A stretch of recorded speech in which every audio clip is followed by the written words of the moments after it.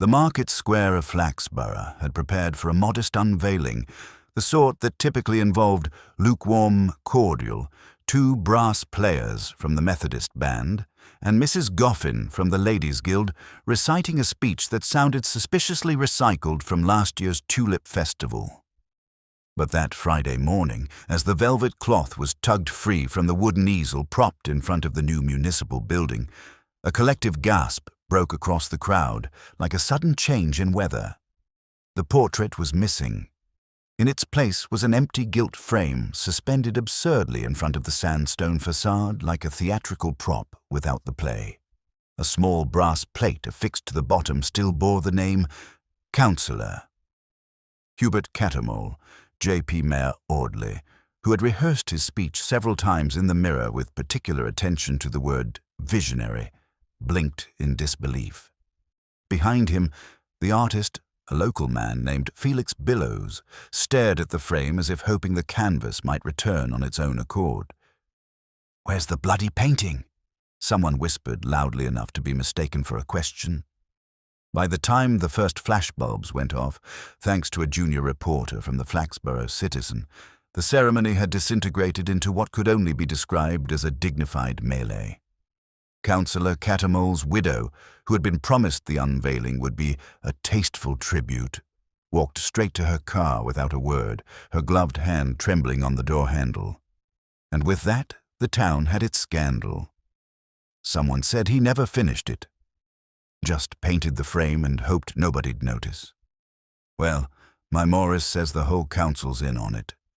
Budgeted £1,000, and now the portrait's gone. Where's the money gone, eh? Gone? It was never painted to begin with. Felix Billows has been in a state since his dog died.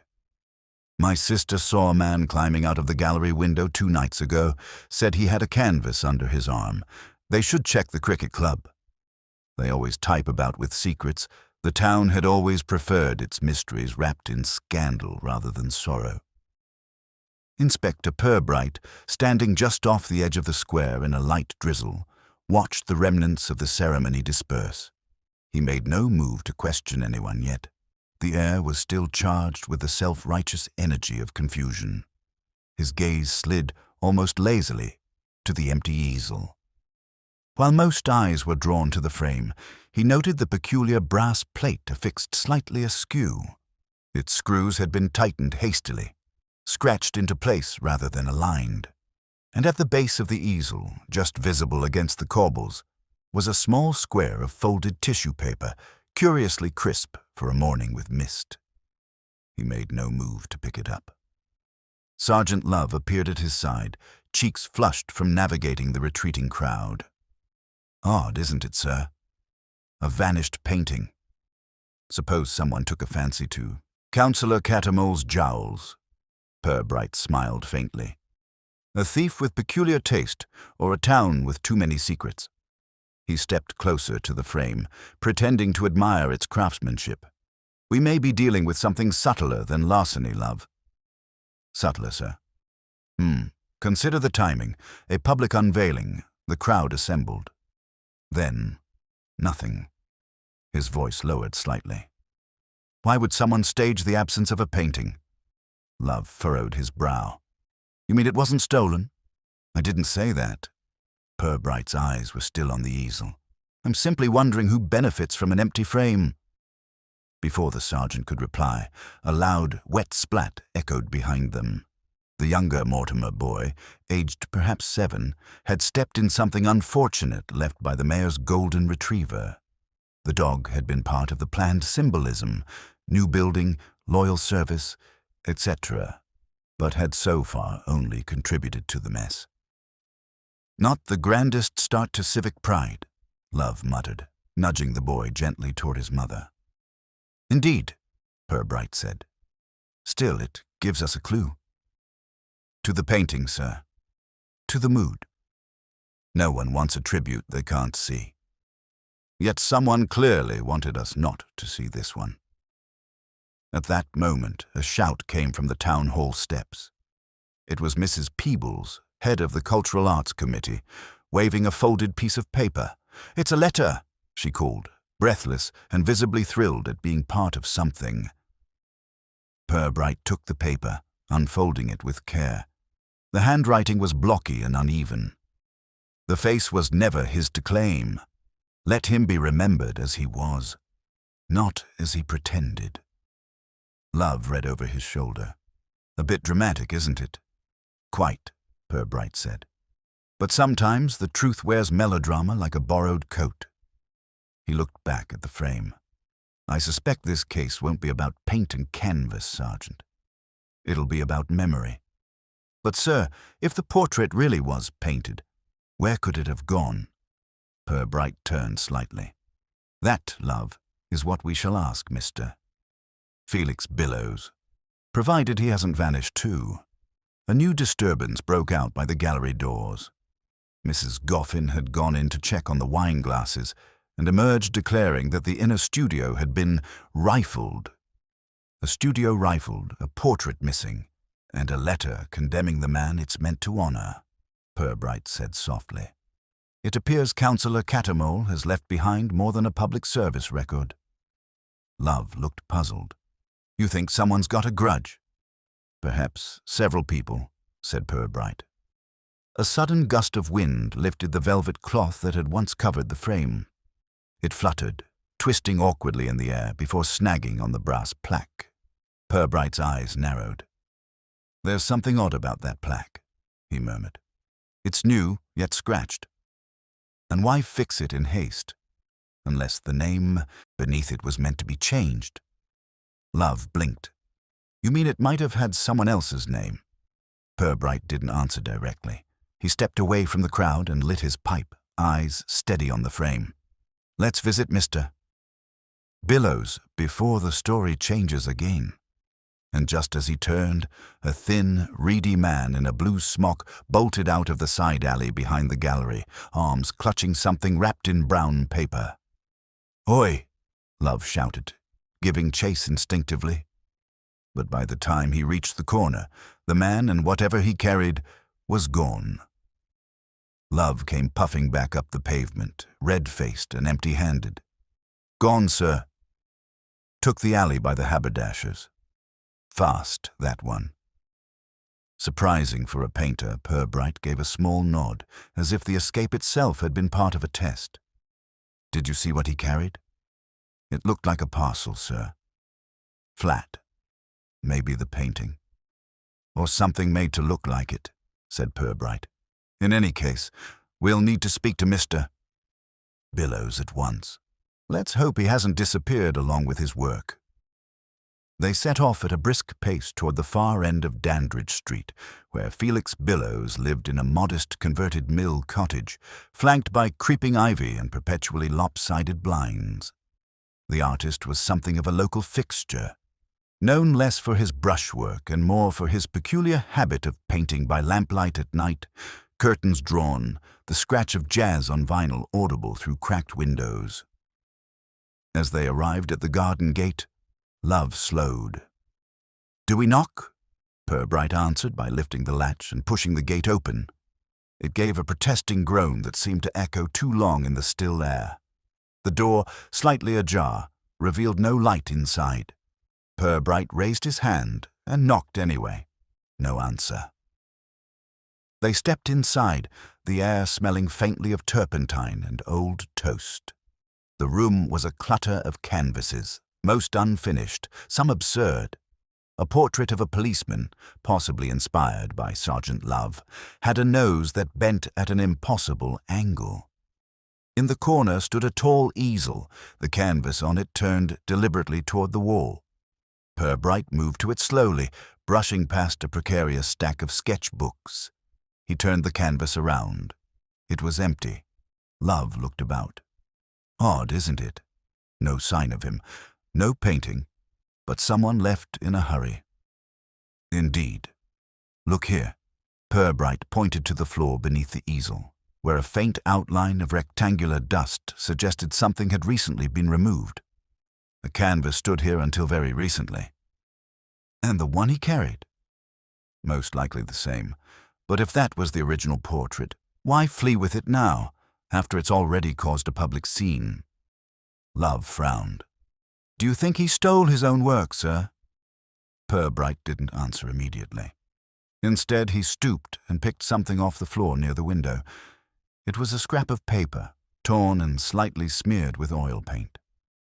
Few words remained legible. "Not the man you thought. Remember the garden club vote?" Love peered over. "Garden club vote. That's politics, that is. Cattermole always did that like a private army." "Perhaps someone remembered differently," said Purbright. "Enough to risk tampering with his memorial." Just then, a creak from the stairwell startled them both. Purbright raised a hand, motioning for silence. Another creak, then a sneeze. They turned toward the narrow staircase at the back of the studio. Love took the lead this time, one hand on the rail, the other near his belt. Not that Flaxborough constables ever expected to draw anything more than a notebook. At the top of the stairs, they found a door slightly ajar.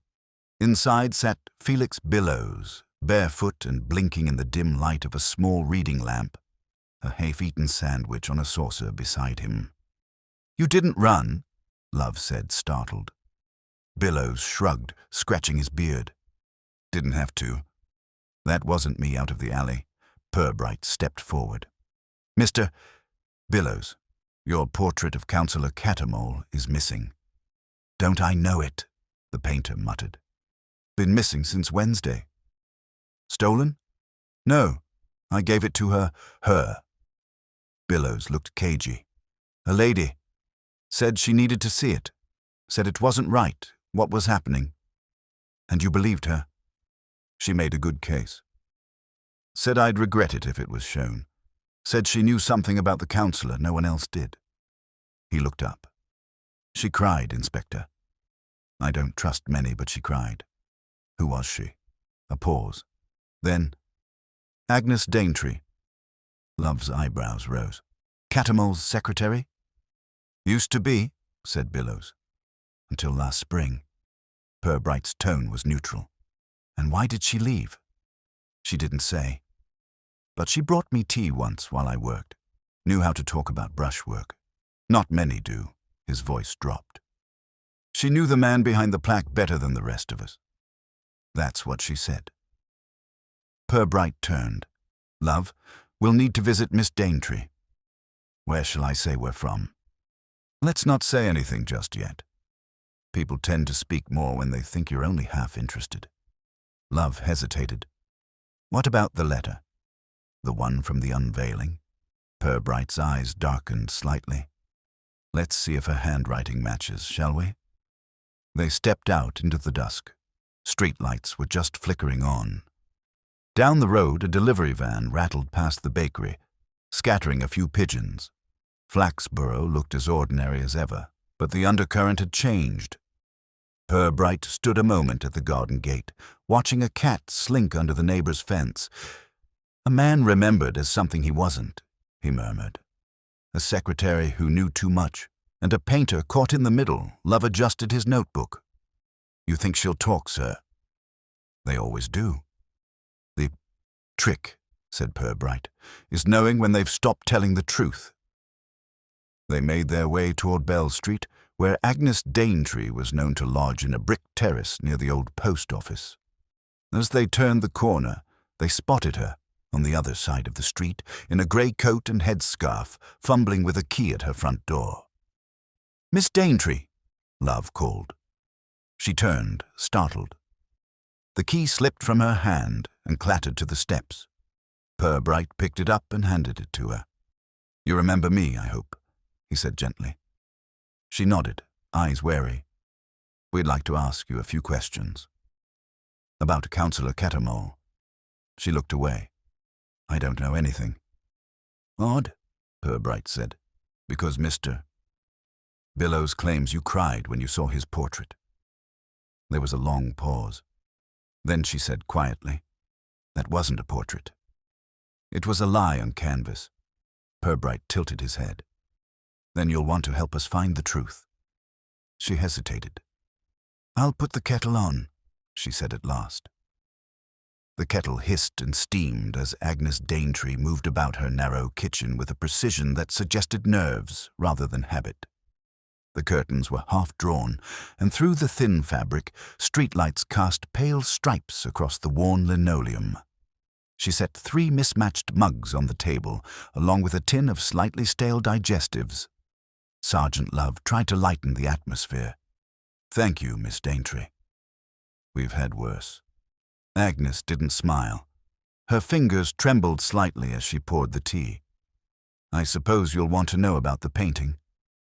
Purbright didn't nod or prompt her. He let the silence do its work. People filled with silence, especially the guilty or the quietly burdened. She took a deep breath. "I didn't steal it. I only borrowed it. Felix let me. He trusted me."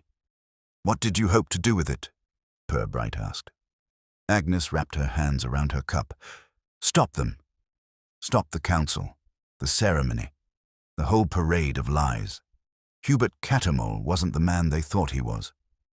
"In what way?" She looked up, her eyes fierce despite the tremble in her lip. "In every way. He bullied the junior clerks, kept peculiar files on people, voted on contracts where he had an interest, and when I found out, when I challenged him, he made sure I was dismissed, quietly. Said I'd suffered a breakdown. I even sent flowers to my mother. Love looked shocked. That's serious, Miss Daintree. I tried to speak up. I wrote to the Gazette, but Mr. Bracey said they'd need evidence, paperwork, something concrete." She swallowed. "So I tried to get it, and I failed." Purbright leaned forward slightly. "You hoped the painting would expose something?" "I hoped it would stop the ceremony. Embarrass the council, maybe delay long enough for someone to ask questions. And what exactly was in the portrait that disturbed you?" She hesitated. It wasn't like that. It was the setting. "Felix told me Hubert requested he be painted in his study, standing by the cabinet, the oak one with the little brass handle." She blinked. "Yes. You've seen it?" "In the council records room." "Locked most of the time," Agnes nodded. "He kept a private file in there. Things he shouldn't have. Notes, letters, documents on people. That painting, it captured that cabinet too clearly, too obviously. Anyone who'd had trouble with him would have noticed it." Purbright considered this. "And you feared someone would destroy the real cabinet to protect themselves." "I feared someone already had, or might go looking." Her eyes dropped. "I should have told someone. But I thought, if I made enough noise, it might come out." Love looked puzzled. "And the man who ran out of the alley? If it wasn't you, Miss Daintree, who was it?" "I don't know. But someone was watching me. 2 nights ago I saw a figure outside the gallery, just standing there." Smoking Purbright tapped his knuckles against the table. "You believe the painting might hold more than just brushwork? A clue, perhaps? Or a threat?" She didn't answer, but her silence felt heavier than words. After finishing the tea, they thanked her and stepped back out into the street. It had begun to rain again, a fine mist that softened the gas lights into halos. Love shoved his hands into his coat pockets. "You believe her?" "She's certainly frightened." And with reason, Purbright glanced toward the town center.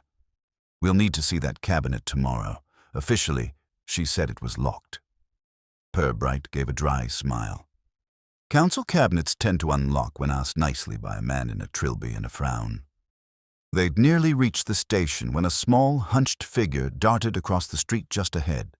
The dim light caught a shimmer of brass.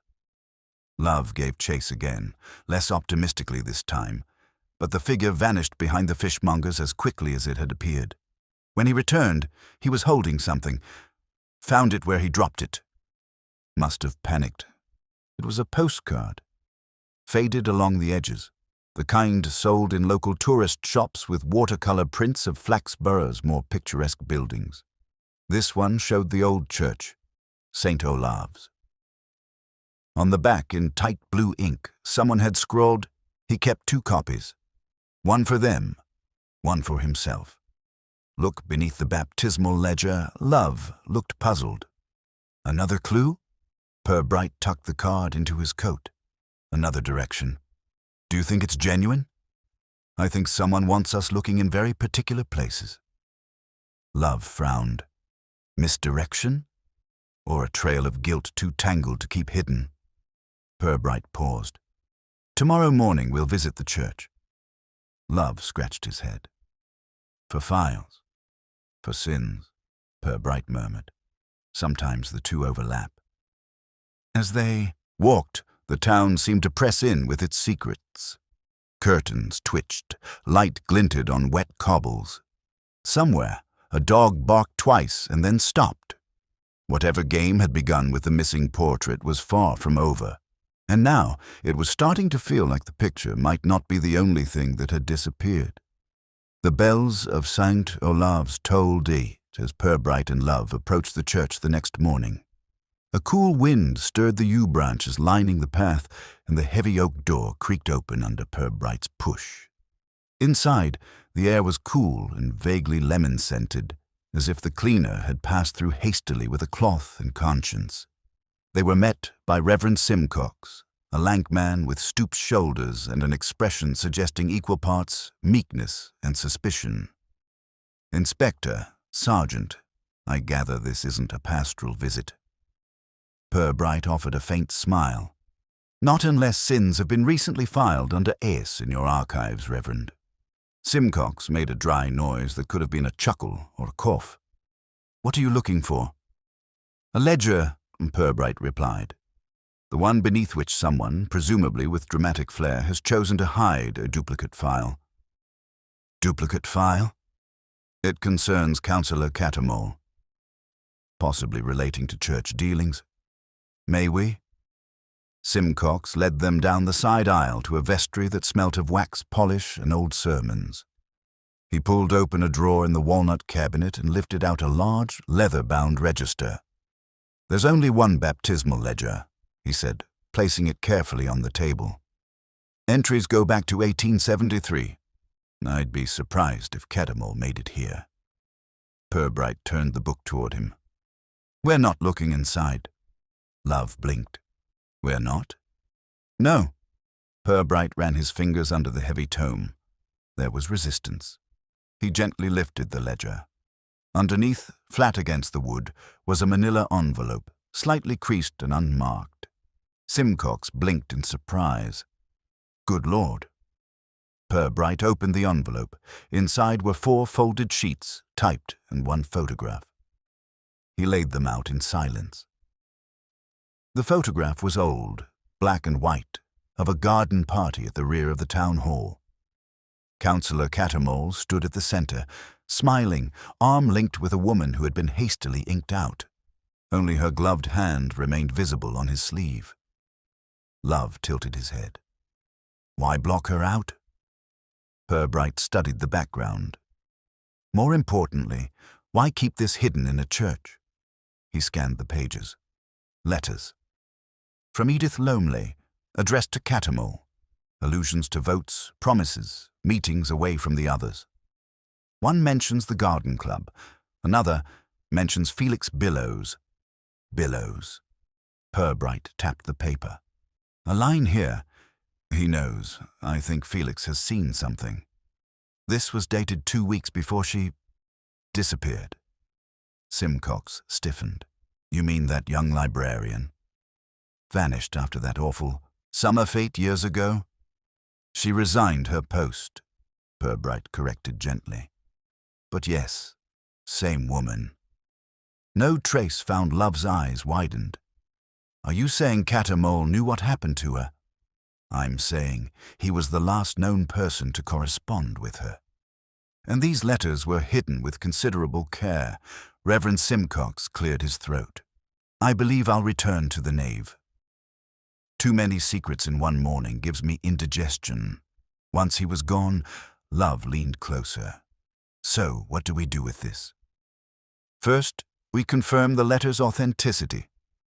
Then we visited the garden club, the garden club. Cattermole was president for 9 years.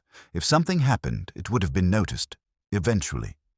And I'm curious who edited that photograph. They stepped back outside into the brightening morning. Down the lane, a milk float clinked its way past neatly hedged houses. In Flaxborough, scandal often rode in quiet carts. The garden club headquarters, a rather optimistic term for a former scout hut behind the public library, was already bustling. They arrived just as the committee meeting broke for tea and bitter remarks. Mrs. Doreen Bickle, club secretary since 1958, met them at the entrance in her usual uniform of oversized brooch and disapproving frown. Inspector Purbright. We haven't had police interest since Mrs. Fairchild poisoned the begonias with cheap insecticide. We're hoping for something less botanical today, Mrs. Bickle. Do you recall Edith Lomelley? Her expression pinched slightly. That flighty girl? Thought herself clever because she read poetry aloud. She vanished, you may recall. Bickle sniffed. After upsetting Councillor Cattermole. She questioned his choice of new benches, said they were visually aggressive. He didn't take kindly. Did she argue with anyone else? Not in public, but she was close to young Billows for a time, not that it lasted. Something happened at the annual summer soiree. She left soon after. What happened at the soiree? Some business with the raffle prizes going missing, but Edith left in tears. That much I remember, Purbright nodded. Did she ever return? No. Her little flat above the station was cleared out a week later. Very hush-hush. Her aunt said she'd moved to Scarborough. I always suspected otherwise. Why? Mrs. Bickle leaned forward conspiratorially. Because she left behind her garden gloves. She never would have done that. They were suede, back on the pavement, Love muttered. Suede gloves don't vanish without a trace. Nor do outspoken women in quiet towns, Purbright said. They were nearly back at the station when they spotted a curious sight. A new poster had been tacked up on the town notice board. It read, in neat block print, what was under the portrait? Who knew he lied? The cabinet knows. Ask the keys. Love blinked. The cabinet. Again. Purbright nodded. This time I think we'll open it. He turned to Love with a faint smile. Let's visit the records room. We'll bring a crowbar. Discreetly, the Flaxborough Municipal Records Office was, by mid-morning, populated almost exclusively by 2 clerks, one asleep behind a stack of dog license renewals, the other diligently stamping forms as if the world might collapse without proper margins. The walls were lined with cabinets that had grown indifferent to their own contents over decades. Dust lay thick in the corners, and a distinct tang of dry paper filled the air. Purbright and Love walked in with quiet purpose. The key cabinet, sturdy, varnished oak with a brass plate that read, Confidential, Council, Use Only, stood at the rear of the room like a disgraced colonel banished to a minor outpost. Love reached for the handle. Locked. Purbright gave the clerk a cordial smile. Good morning.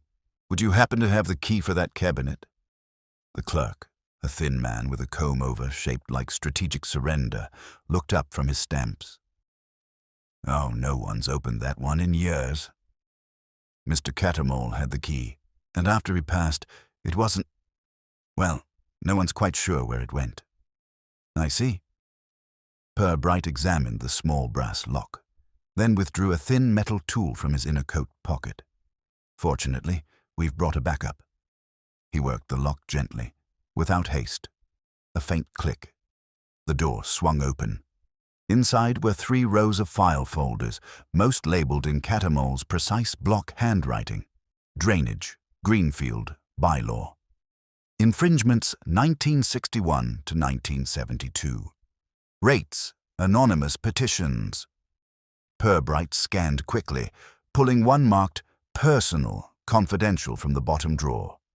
Inside were typed notes, thin carbon copies, interviews, letters, and unsigned statements.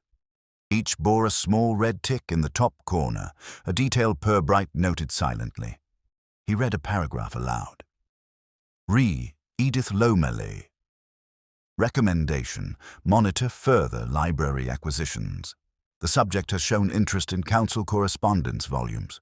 May compromise discretion if left unchecked. Love looked up. He kept surveillance notes on employees, citizens, possibly adversaries, or those he simply disliked. Purbright leafed further, pulling a second folder. Agnes Daintree. Inside, a typed page detailed insubordination, erratic tone, and excessive familiarity with confidential committee notes. At the bottom, in pen, someone had written, "Removed delicately. No record filed." Lovely, Love muttered. He wrote people out like bad theatre. Purbright retrieved one final document. It was a memo titled Portrait Instructions. Bill for approval, stamped 3 days before the unveiling. Under the itemized costs was a handwritten note. Ensure the cabinet is visible behind the figure. Legacy is secured, visually. No changes to backdrop without express approval. Love frowned. He wanted that cabinet in the painting. Purbright nodded. A visual seal. Proof of dominion. If anyone ever accused him of hiding things, he could gesture to the portrait and say, "There." It was always in plain view. And now the painting's gone. Purbright closed the folder. Because someone wanted to remove that proof. As they stepped out into the sunlight, Purbright turned over a thought quietly. A man who controls the image of himself after death is often a man afraid of the truth before it. They returned to the station just before lunch, but before they could reach Purbright's office, a commotion arose from the front desk. Constable Galloway intercepted them with wide eyes. "There's been an incident, sir." Down at the town hall gallery, Purbright's brow furrowed. "Another theft?" "No, sir. A delivery. Parcel turned up this morning, wrapped in brown paper. The gallery assistant opened it just now. "Let me guess," said Purbright. "A painting?" "Not quite, sir. It's a frame, just the frame. Empty. But it's the same one from yesterday. Or looks like it." They arrived at the gallery to find the parcel propped on the front desk, the brown paper partially peeled away. The frame, gilded, slightly scuffed, sat solemnly against the wall. A note had been tucked under the corner. Purbright removed it carefully. "You wanted a portrait of a man who never existed. Here's the truth. Nothing. Signed, a witness." Love stood back. "Well, they've made their point." "Or they're escalating," Purbright said, turning the frame over. Something was taped to the back, a folded photograph. He opened it. It was the same garden party picture from the church envelope, but this time the inked-out figure had been scraped clean, revealing Edith Lomeley. Love peered over his shoulder. "So, someone's undoing the cover-up now." Purbright's voice was quiet. "Which suggests one of two things, either guilt or revenge." The gallery assistant approached hesitantly. "Inspector, there's something else." She led them into the rear studio. A second parcel had arrived, smaller, addressed simply, "For Agnes." Purbright opened it. Inside lay a single glove. Suede cream, slightly worn at the fingertips, and tucked inside the wrist was a folded scrap of watermarked note paper. "You left this. I didn't forget." "Neither should you," Love whistled softly. "Someone's playing a very old game."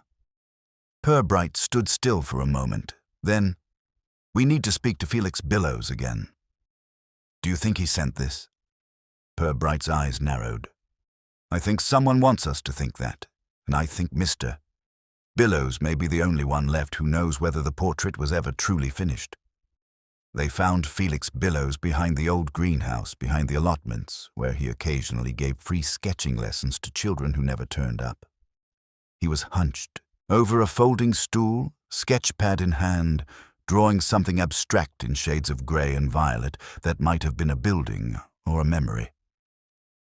He looked up as Purbright and Love approached, squinting into the weak autumn light. "You found the glove, then?" Purbright didn't answer immediately.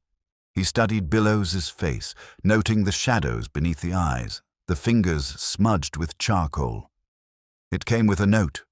Addressed to Miss Daintree, Billows gave a tight nod. "I didn't send it, but I know who did who." He hesitated. "Someone who remembers what happened that summer. Someone who never forgave Cattermole for what he did to Edith. Love frowned. "You mean Agnes?" "No," Billows said. "Agnes wanted justice. The person sending these notes. They want punishment." "Who, Felix?" Purbright's tone remained level, patient. "We need names." Billows stared at his drawing as if willing it to offer protection. "Malcolm Spence." Love blinked. "The council's property officer? A bit mild, isn't he?" Exactly why no one noticed him. But he and Edith were close. Closer than people knew. Cattermole kept him on a tight leash after she left.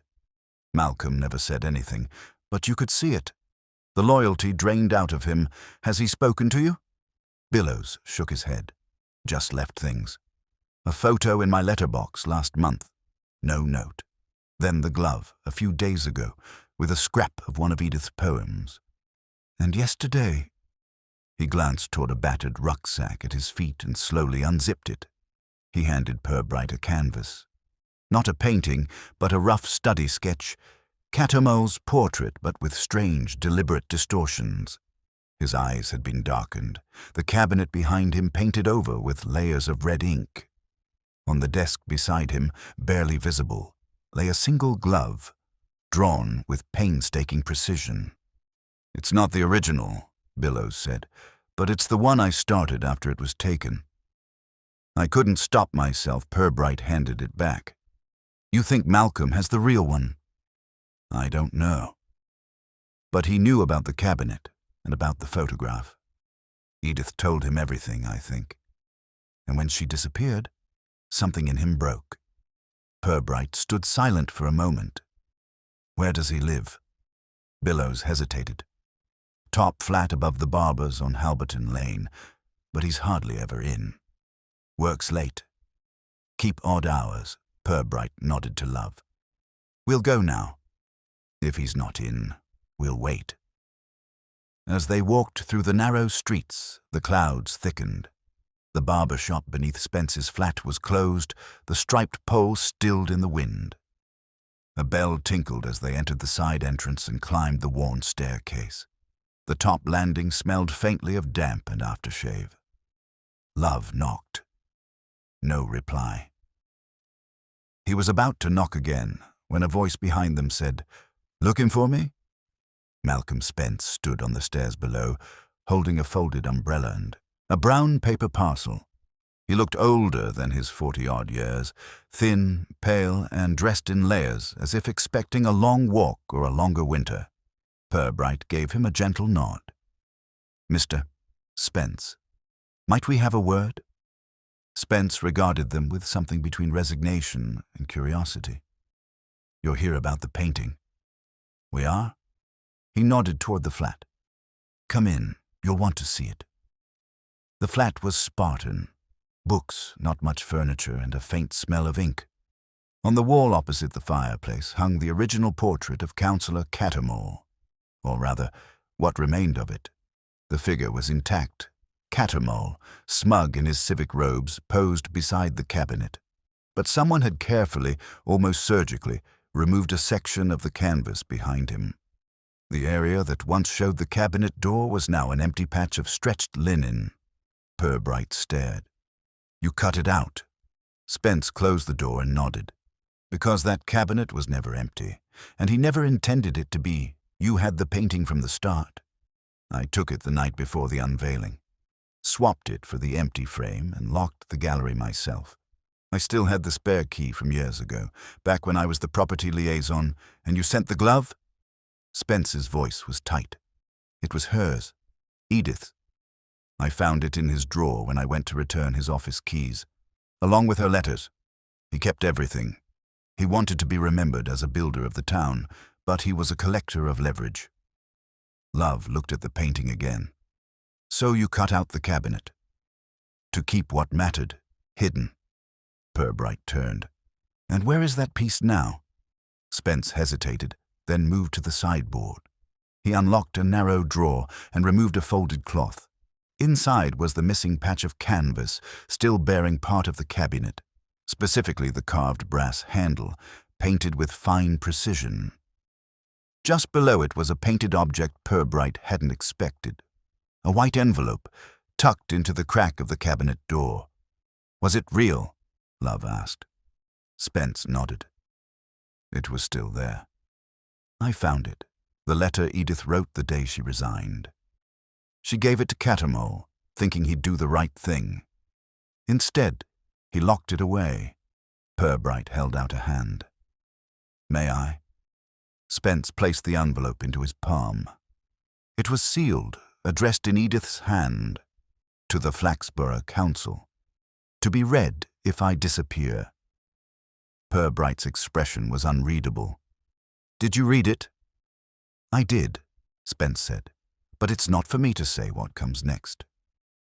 Purbright slipped the letter into his coat. Perhaps not.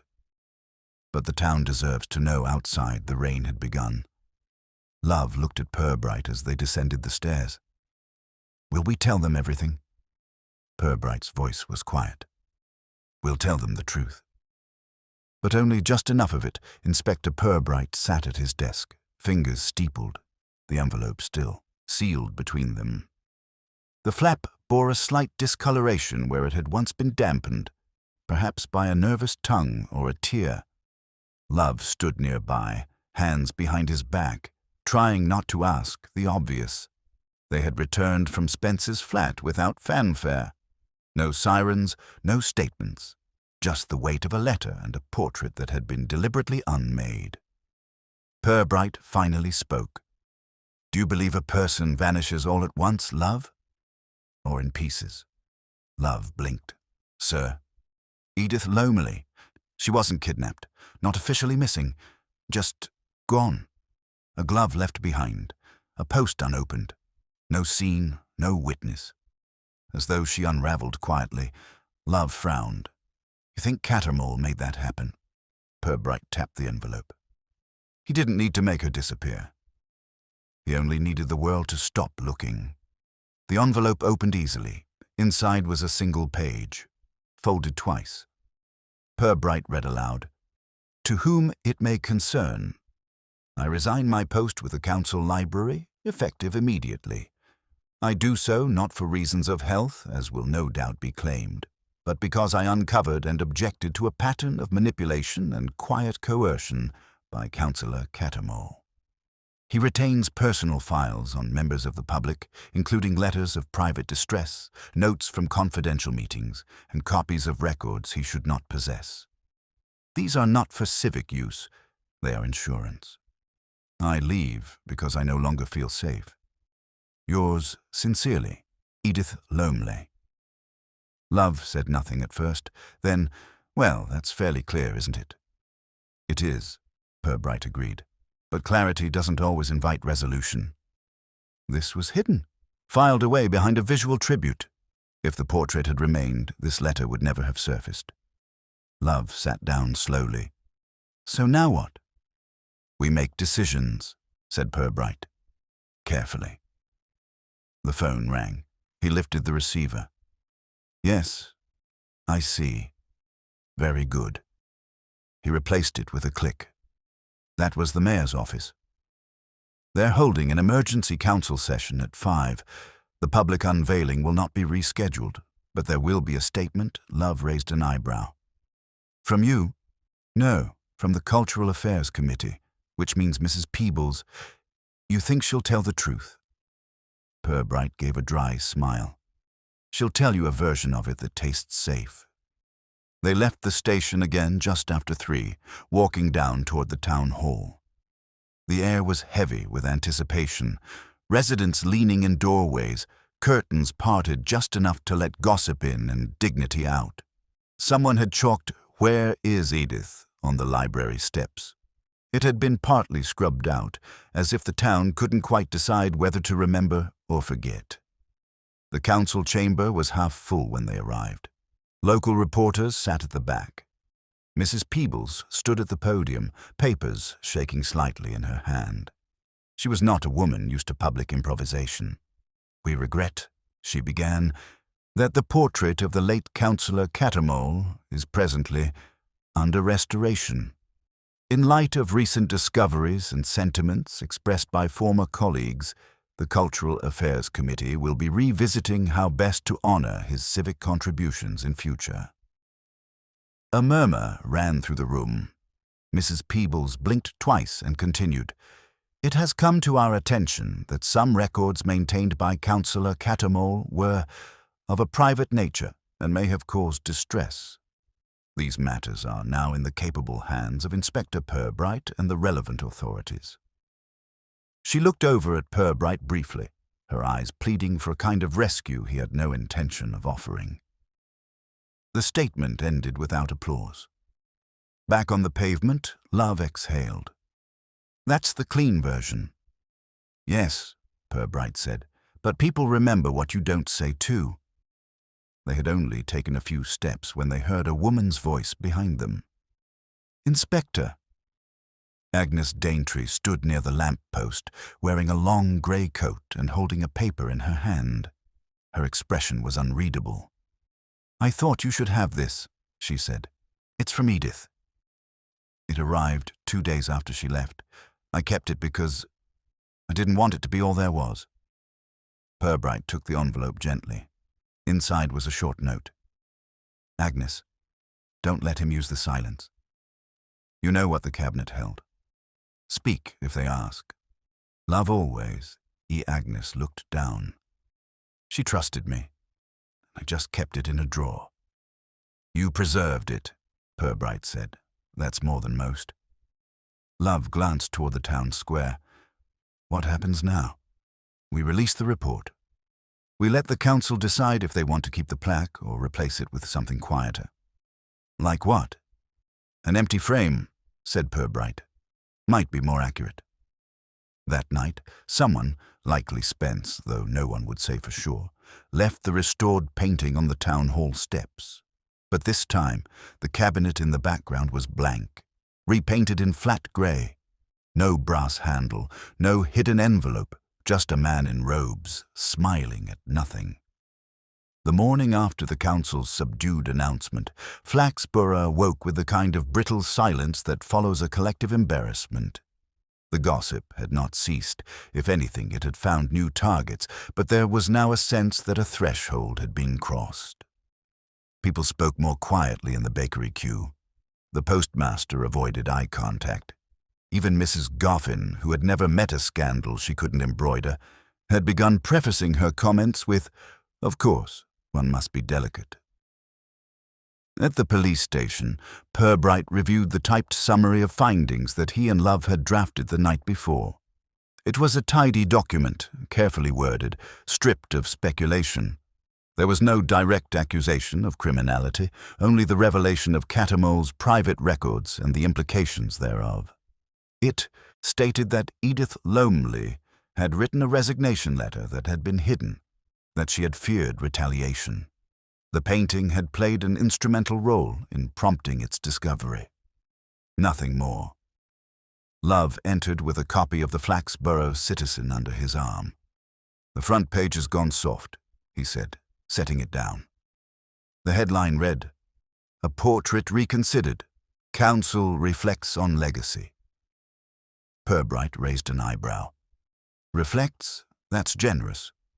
They've booked a wreath-laying tomorrow, sir. Apparently, a compromise. Honor the man, not the myth. The civic shuffle." But it wasn't the newspaper that had brought Love in early.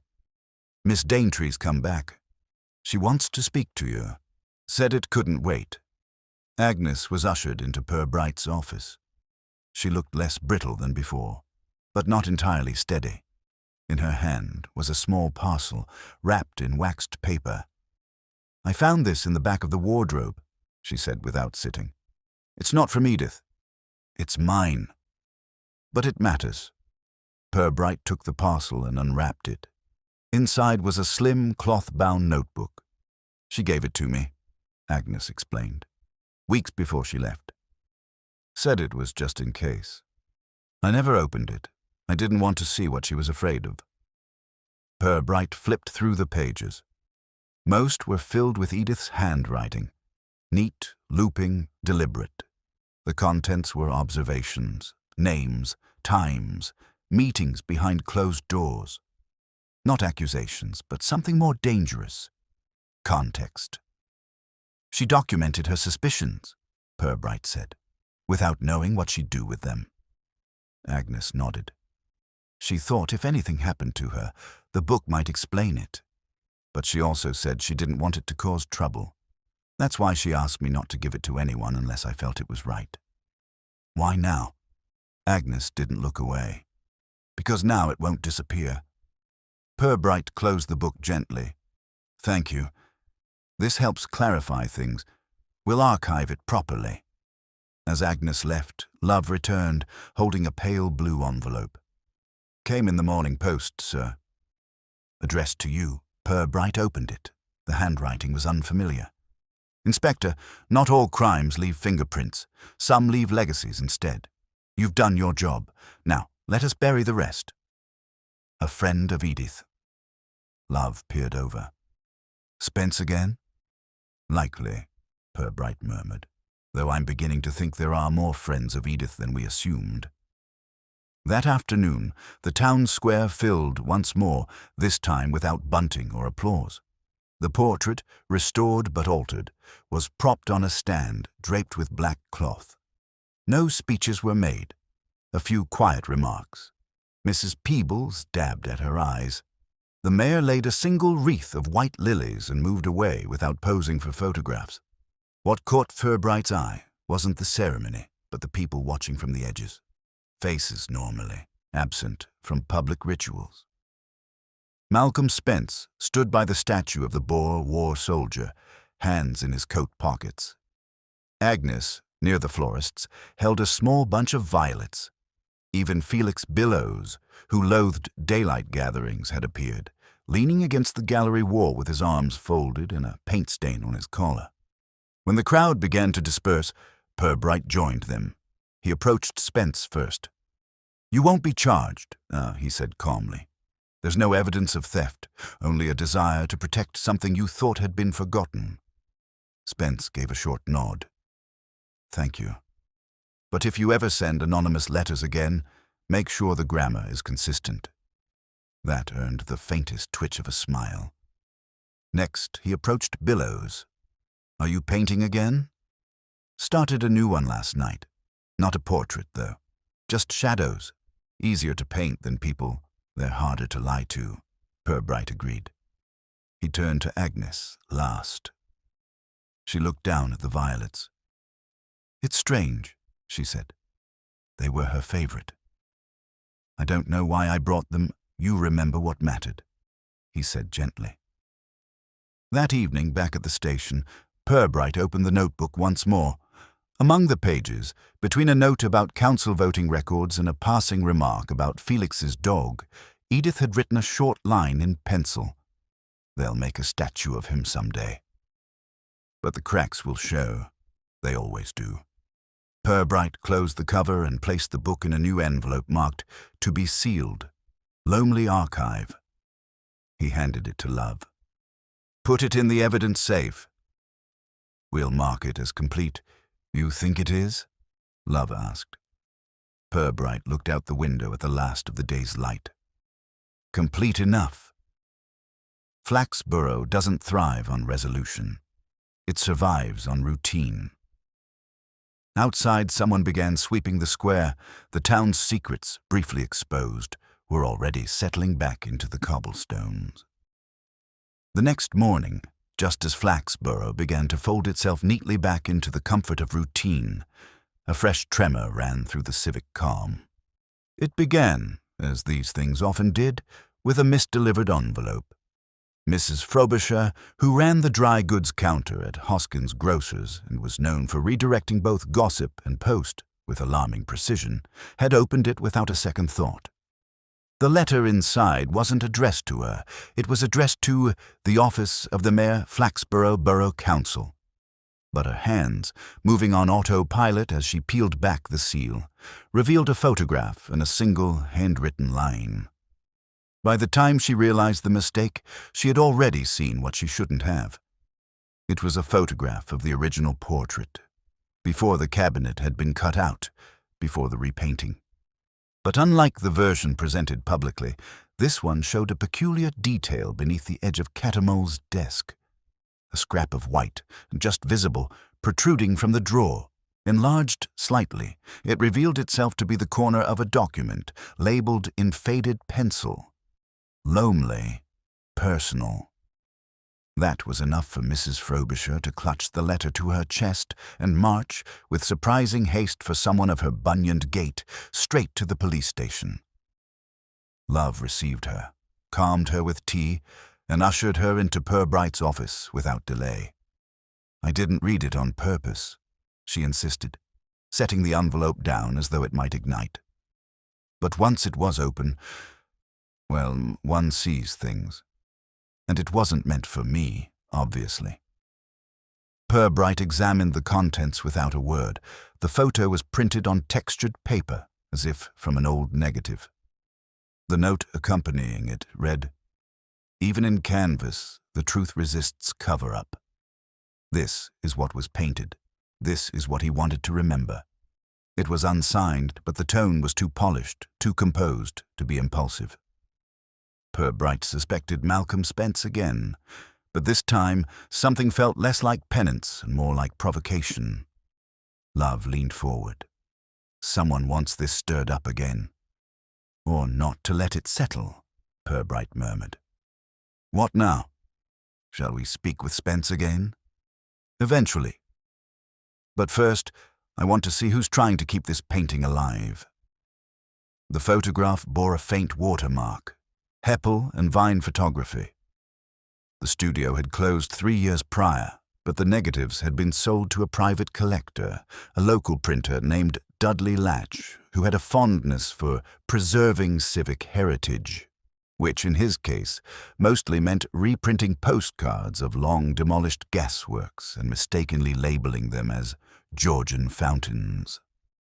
They found Latch in his back shop, surrounded by stacks of old town council prints, commemorative calendars, and a framed portrait of himself with the 1978 Mayonnaise Festival Queen.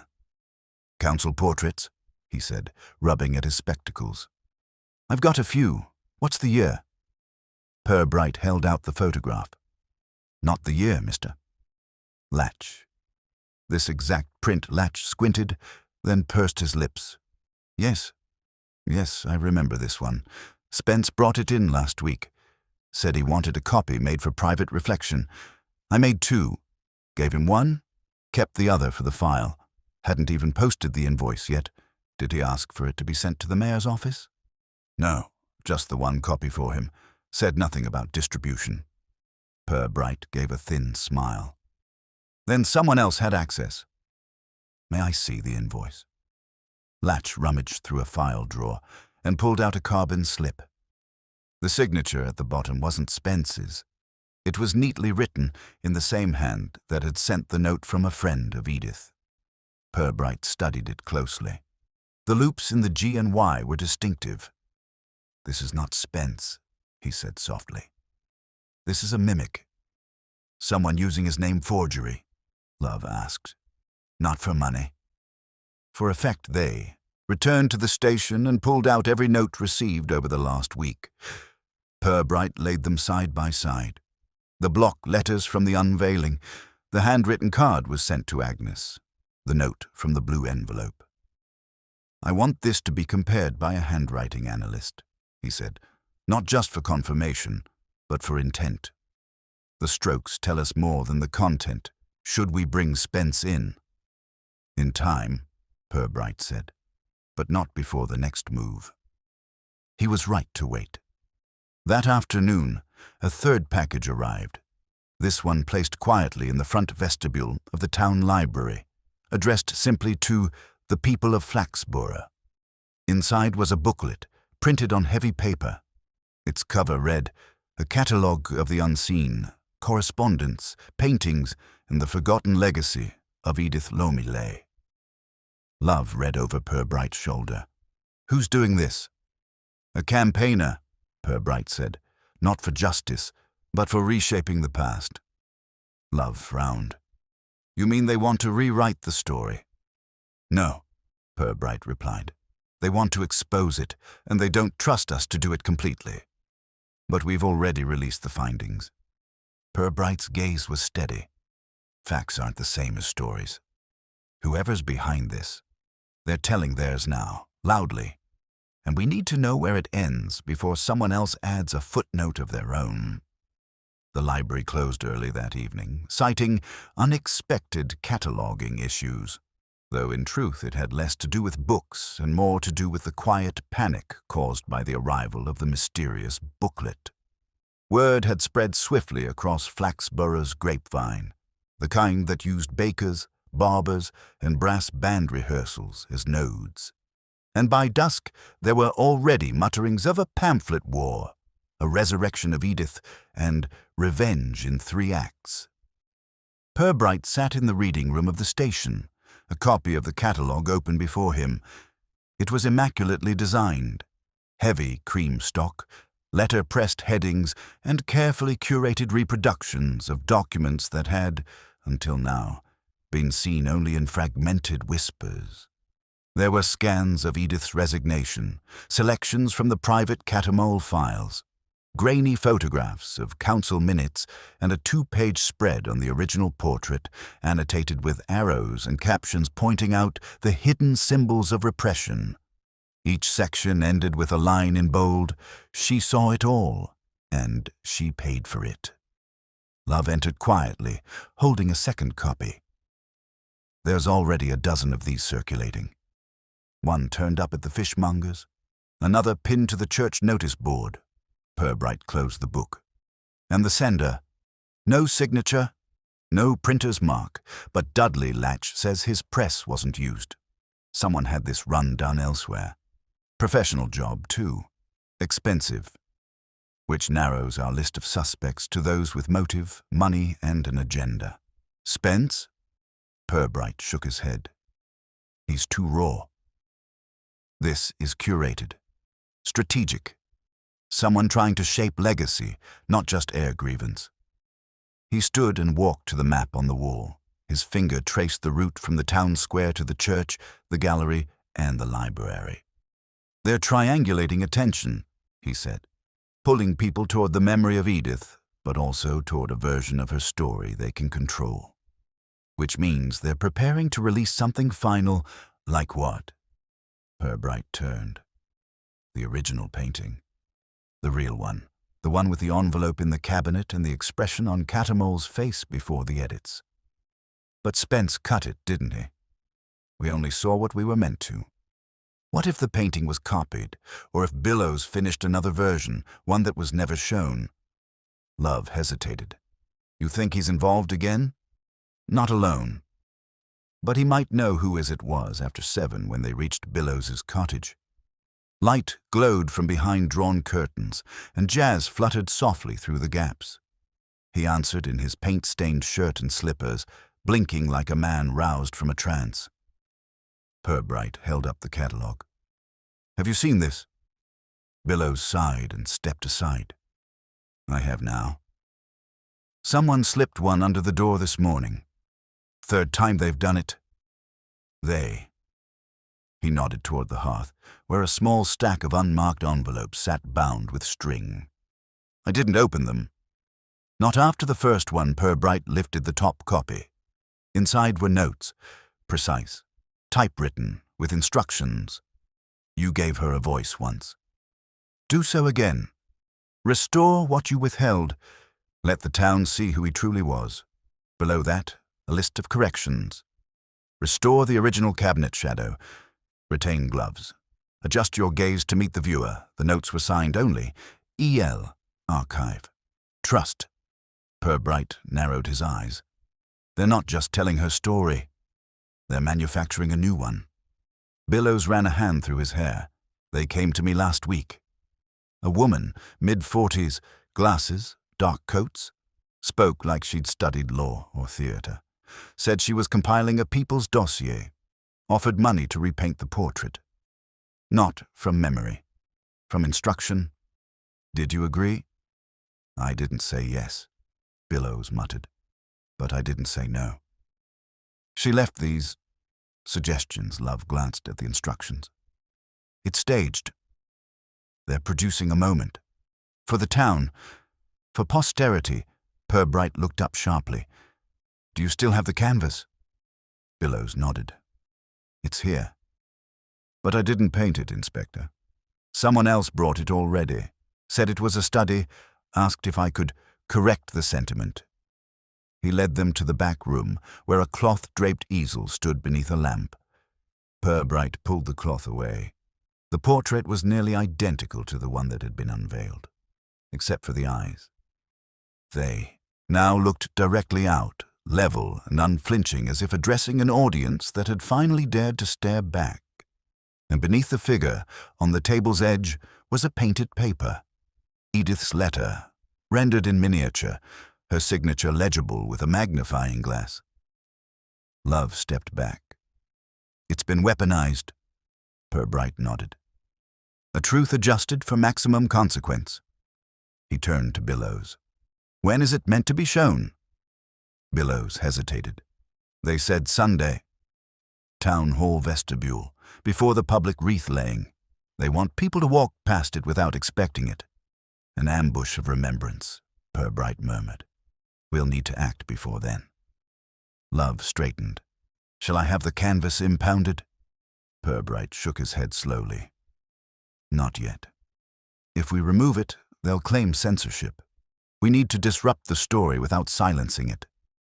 He turned back to the painting and stared into Catamol's newly unblinking eyes. Let them hang it. Then we'll tell the town what really matters. Not what was hidden in the portrait, but why someone needed to repaint it in the first place. The town hall vestibule was quiet at 8:30 on Sunday morning, lit only by the pale wash of daylight filtering through the high windows. Rain tapped lightly against the leaded panes, and the polished floor echoed faintly with every step. A security guard stood by the main doors with the wary expression of someone warned to expect polite trouble. Beside him, the easel had been placed just as promised, facing the central corridor, unannounced, with no plaque, no barrier, no explanation. The new portrait hung in silence. Purbright arrived alone, his overcoat still damp, umbrella folded neatly under one arm. He took in the image without surprise. Catamol's steady gaze, the soft inclusion of Edith's letter, the cabinet reshaped as a looming presence instead of a benign backdrop. Every brushstroke was calculated, rhetorical. It did not tell the truth. It argued it. He stood before it quietly, aware of the footsteps beginning to echo behind him. A few early attendees trickled in. Mrs. Bickle from the Garden Club, Councillor Varley from the Sanitation Committee, a pair of reporters from the Flaxborough Citizen, notepads already open. And then, at precisely 9 o'clock, as arranged, Agnes Daintree stepped forward. She wore a dark blue coat and held nothing. Her expression was not theatrical. There were no tears. She stopped at the base of the easel, turned to the slowly growing audience, and spoke. I was asked to unveil a painting this week, she began, not as an act of grief or pride, but as a correction. A rebalancing. You've seen the reports. You've read the catalogue. But you haven't heard from the one who knew Edith best. She paused. I didn't. Not really. I thought I did. But she kept parts of herself hidden even from me. What I know now is this. She saw something, and no one wanted to believe her. That isn't justice, it's absence. Purbright didn't move.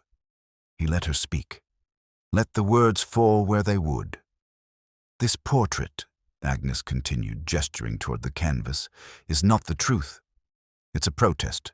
A necessary one, perhaps, but still crafted, edited, designed, just as the old one was. Maybe that's the problem. We keep trying to remember him by the way he looked instead of by what he did. Someone coughed softly at the back. A camera shutter clicked. Agnes looked directly at Purbright now. "Inspector," she said, her voice steady, "you have something." "Something that doesn't need brushstrokes or captions." Purbright nodded once and stepped forward, drawing from his coat the original copy of Edith's resignation letter, creased but intact. Without ceremony, he held it up, then offered it to the reporter nearest him. "This is her voice," he said. "Unedited. The real record." A second silence followed.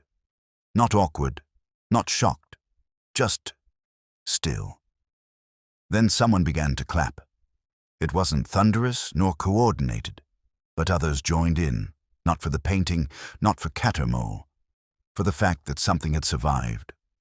A truth, not complete, but sufficient. Afterwards, as the crowd thinned, Purbright found himself beside Agnes once more. "She would have hated all this," she said quietly. "The spectacle. The interpretations. She wanted someone to listen," Purbright replied. "Now they have.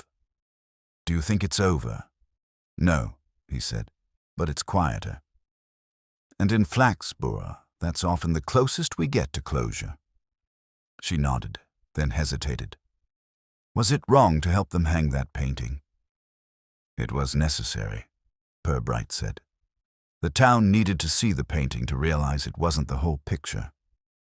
He watched her walk out into the rain, her umbrella a crooked shield against the drizzle.